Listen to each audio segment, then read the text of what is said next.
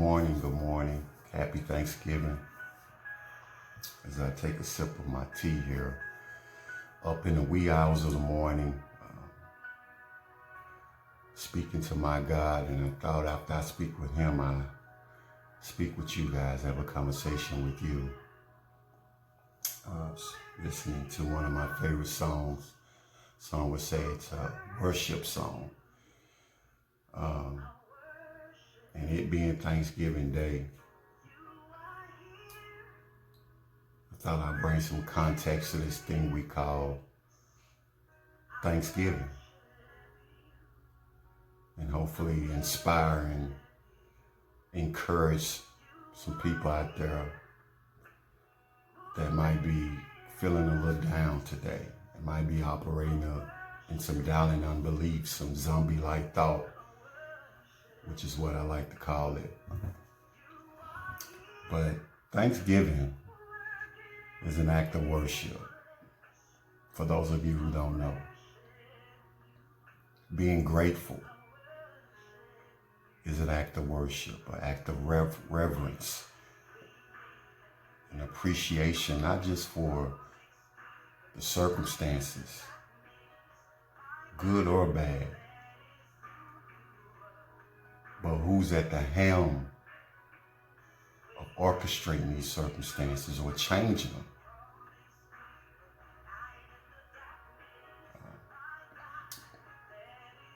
The Lord God. So, as I reflect on my life and where I come from, backside of nowhere, Boone Height, Harriet Tubman, having a son at 17, my first son, not knowing what I was going to do, not knowing what I was doing, transitioning to now, where I've had a lot more time and experience, and some of my counterparts didn't, some of my homies didn't. They're gone. Having a greater appreciation for life, an appreciation of the process of life, reflecting on having a fling with certain lifestyles that didn't serve my greater purpose.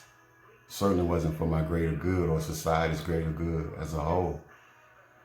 Having a fling with the streets, a love affair with the gang lifestyle for a bit. And I sit here today not deserving to be here, but it was God.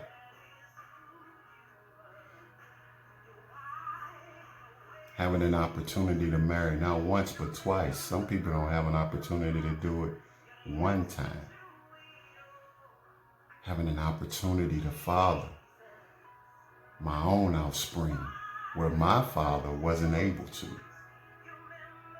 Whether it was by choice or not, he wasn't able to. He didn't. And I don't have any hard feelings towards him. I'm just stating a fact.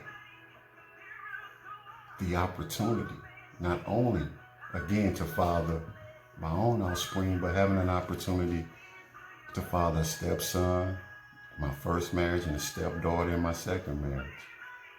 It's a blessing. It's a privilege. And I don't take this lightly. And this thing we call life, we shouldn't take it lightly. As far as having the opportunity to walk in Thanksgiving, appreciation for where we are, where we come from, and where we're going. See, that appreciation, it translates in the way we talk, the way we move, the way we think. There's a level of clarity attached to it. That clarity brings clear conscious thought.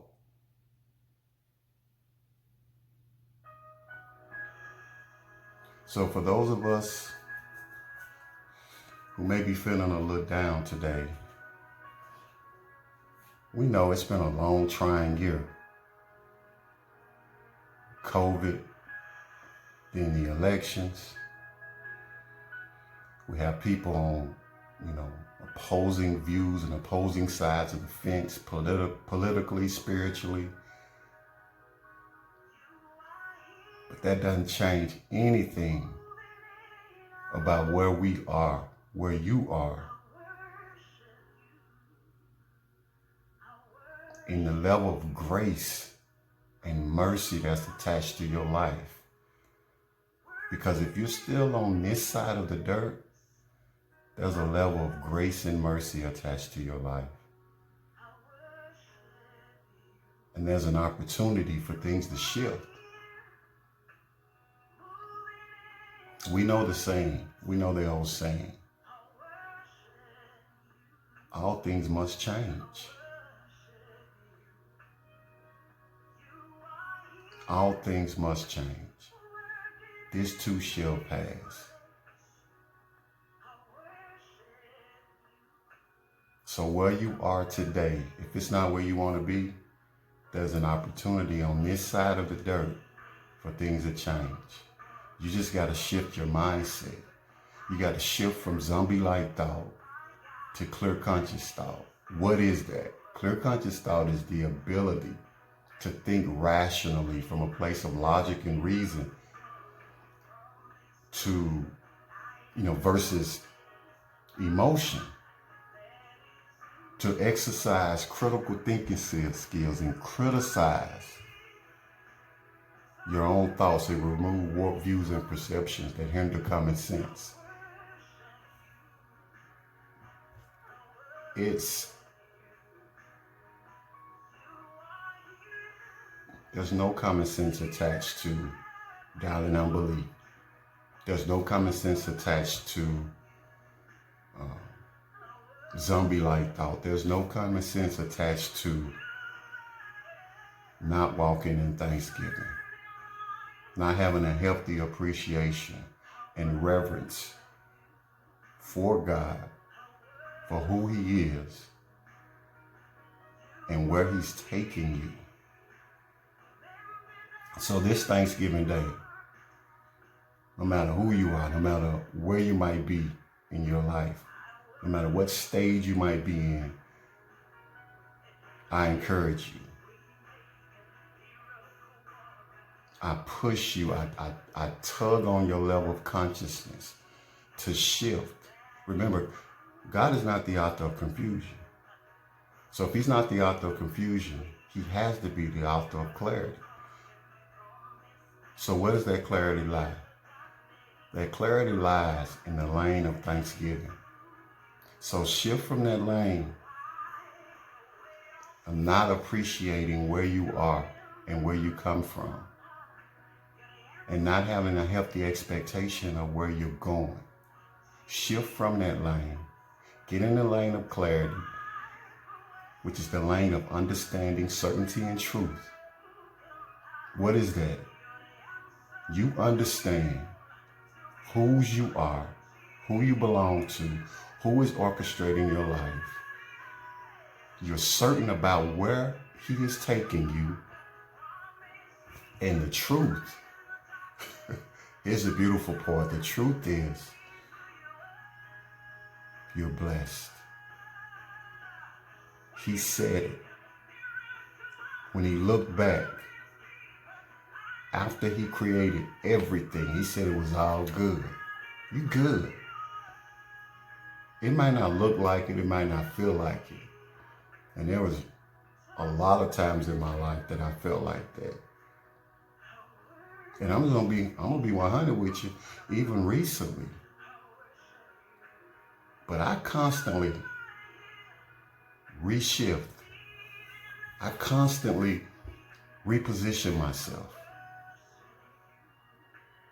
in the lane of clarity